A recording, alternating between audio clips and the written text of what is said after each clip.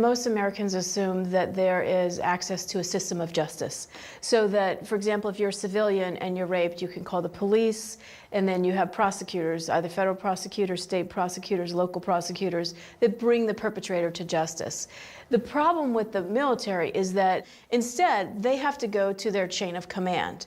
Now, in our system of military justice, it is the commander who's responsible to the chain of command for how that investigation proceeds. I know that there's been numerous times over my career that I regretted that an individual commander had the total say-so over a case. And most of them don't have the training or the education to determine what's appropriate in serious felony criminal investigations. The problem in the military is the convening authority, who is not legally trained, makes the final decision.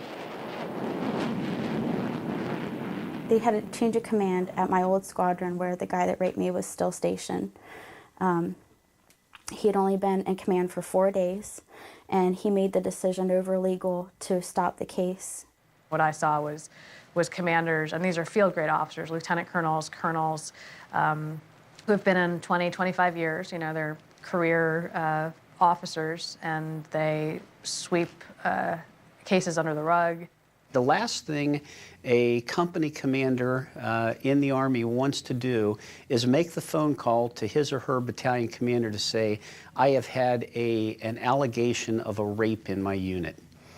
This is viewed in many cases as a failure to command that will adversely then affect their career. Sometimes you'd see a guy get 4 or 5 years for selling minor amount of drugs. Then you'd see a guy get 2 weeks extra duty for a rape.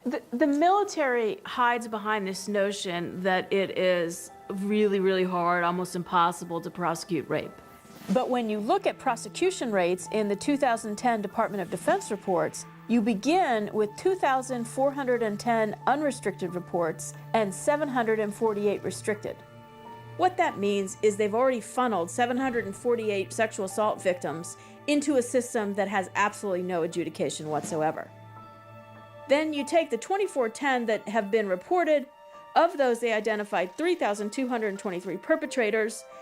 Now, what happens once you send a perpetrator over to command?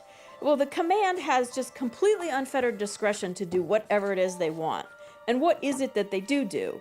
First off, they drop 910 of them. They just don't do anything. Then, of the 1,025 where they actually take some action, do they court-martial them? No. Only half of them, 529, actually got court-martialed. The rest, 256, were subjected to Article 15 punishments, 109 to administrative discharges, and then 131 to, quote, other adverse administrative actions, whatever the heck that means. And then of the convictions where they actually get jail time. When you work your way all the way through the numbers, what you're looking at is that out of 3,223 perpetrators, only 175 end up doing any jail time whatsoever.